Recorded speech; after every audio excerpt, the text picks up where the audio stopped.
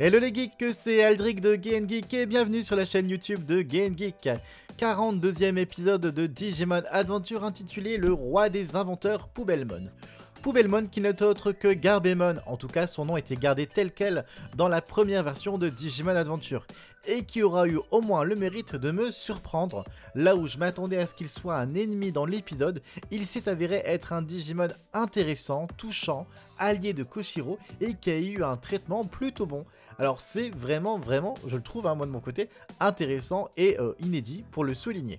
Grosse déception de l'épisode, c'est qu'on nous balance en centric Koshiro Taichi, de la même manière que Takeru et Yamato la semaine dernière, mais sans vraiment nous donner l'explication ou la temporalité. Alors oui, je suis pas bête, on comprend, du moins c'est comme ça que je l'ai compris, mais que ça se passe la même journée et en même temps que l'aventure de Takeru et Yamato au parc d'attractions. Aussi, Taichi et Koshiro, qui recherchaient je ne sais plus quelle ressource, c'était de la nourriture ou un endroit où dormir, bref, vont tomber donc sur une énorme décharge dans laquelle vivent Poubelmon et l'adorable petite Chumon.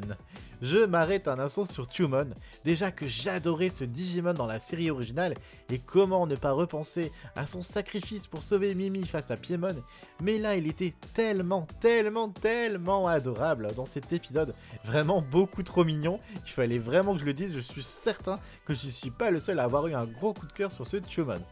En plus, il ne parlait pas et ne faisait que des petits bruits qui accentuaient d'autant plus sa mignonitude, et Chumon est d'ailleurs le seul survivant d'un énorme groupe de Chumon alliés de Poubelmon, qui aura donc péri à cause du vrai méchant de l'épisode et qui sévit dans cette décharge, Raremon. Clin d'œil à un épisode centrique de Koshiro, là aussi dans la série originale, où justement le jeune génie de l'informatique parcourait la ville la nuit et devait affronter ce Raremon. En arrivant dans cette fameuse décharge, Koshiro rencontre donc Poubelmon, qui se présente comme étant un inventeur, un scientifique, et donc tout de suite, ça match entre les deux personnages. Et je vous avoue que je me disais tout du long, non mais il va y avoir un retournement de situation, et on va nous montrer qu'en fait Poubelmon n'est pas si gentil que ça, notamment qu'on voyait des gros plans appuyés sur son sourire un peu bizarre qui faisait un peu maléfique. Eh bien non, il est vraiment gentil, il est animé par un désir de science, mais aussi de vengeance, après la perte de ces dizaines de Chumon qui l'accompagnaient. Et j'ai donc trouvé l'intrigue assez émouvante, surtout avec un personnage Digimon tel que Garbemon Poubelmon qui est un déchet, on s'attendrait pas à ce type de d'intrigue un peu émouvante, c'était plutôt bien trouvé. Chose intéressante, on comprend que cette décharge est constituée de nombreux objets provenant de notre monde réel, car oui, souvenez-vous, quelques épisodes plus tôt, Koshiro, Yamato, Mimi et Joe voyaient tomber du ciel un réfrigérateur et avaient un long débat là-dessus. Et bien ce frigo, comme tous ces déchets ici, sont arrivés après que nos élus aient sauvé la station spatiale et arrêté les éclairs noirs de Millenniumon. On notera que parmi les déchets, il y a une intrigante clé USB que Koshiro remarque et que Poubelmon décide de lui offrir, ne pensant pas qu'elle ait de la valeur, et je vous parie tout ce que vous voulez qu'on découvre bientôt, grâce à Koshiro, qu'elle contiendra des informations capitales ou importantes pour la suite de l'aventure. En tout cas, ce procédé est assez intelligent et plutôt efficace car on a clairement envie de savoir ce qu'il y a dessus. Cet épisode va ainsi permettre à Koshiro, Taichi, Tantomon et Agumon de venir en aide à Poubelmon et Chumon afin d'affronter donc Raremon qui va lui-même évoluer au cours de l'épisode. Vous trouvez pas d'ailleurs qu'on pourrait penser à Grotadmon quand on voit Raremon, Grotadmon qui est un Pokémon? Voilà, c'est la petite réflexion que je me suis faite. Il semble en tout cas difficile à battre et il faudra donc toute l'intelligence et la stratégie de Koshiro pour concevoir un plan capable de le mettre en déroute. Et j'ai trouvé aussi le traitement de Koshiro vraiment bien, plutôt fonctionnel dans cet épisode. Certes, on nous le colle encore et toujours avec Taichi, mais c'était lui la vraie vedette de l'épisode. Son intelligence, sa manière de raisonner, sa logique, mais aussi son cœur, car oui, le Tantomon le souligne, et c'est aussi grâce à lui, depuis le début de la série, qu'il s'ouvre à ses émotions. Donc tout ça fait de le Koshiro un personnage particulièrement efficace et surtout attachant.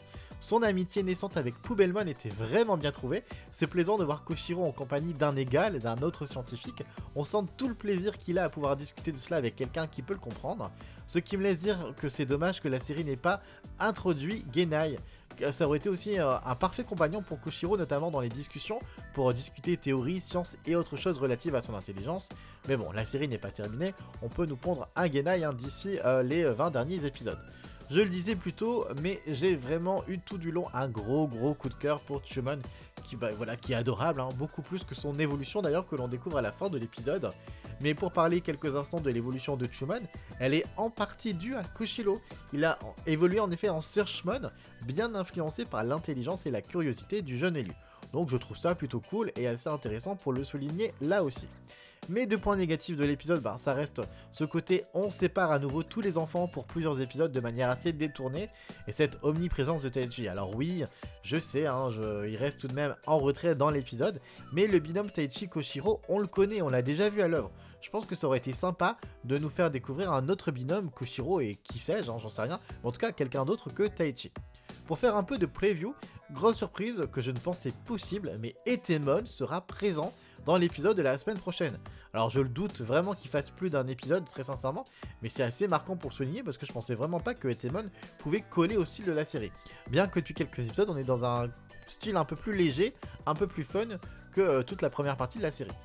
Autre réflexion, s'ils doivent continuer à faire des épisodes par binôme, je pense qu'il serait aussi intéressant de nous en offrir un sur Joe et Mimi. Alors ce n'est pas mon côté fan addict qui parle, mais je pense très sincèrement, objectivement, que scénaristiquement parlant, ce serait une vraie réussite, ainsi qu'un épisode avec Takeru et Ikari, mais celui-ci, nul doute qu'on l'aura, ça j'en suis certain, il n'y a pas de doute. Voilà, en somme, j'ai passé un très bon moment, sans être un épisode exceptionnel, le traitement de Koshiro lui faisait honneur, et vous remarquerez également qu'à un moment, il souligne la manière dont les Digimon et les humains peuvent se sentir lorsqu'ils sont survivants. Si ce n'est pas un clin d'œil appuyé à la mort de ses parents biologiques, je ne vois pas ce que ça peut être d'autre. Je vous avoue que lorsqu'il a dit cette phrase, je m'attendais peut-être à un petit flashback sur le passé de Koshiro. Mais on l'aura tôt ou tard dans la série, je pense. Et vous de votre côté, qu'avez-vous pensé de l'épisode? N'hésitez pas à me le dire dans les commentaires comme d'habitude. N'hésitez pas aussi à aller voir donc le Digimon Adventure Fan de Project. Aujourd'hui est diffusé le 13e épisode, donc le dernier épisode de l'arc 1 de Devimon. On en est déjà là. En tout cas, de mon côté, je vous souhaite un très bon week-end de Pâques, une très bonne journée et je vous dis à très bientôt.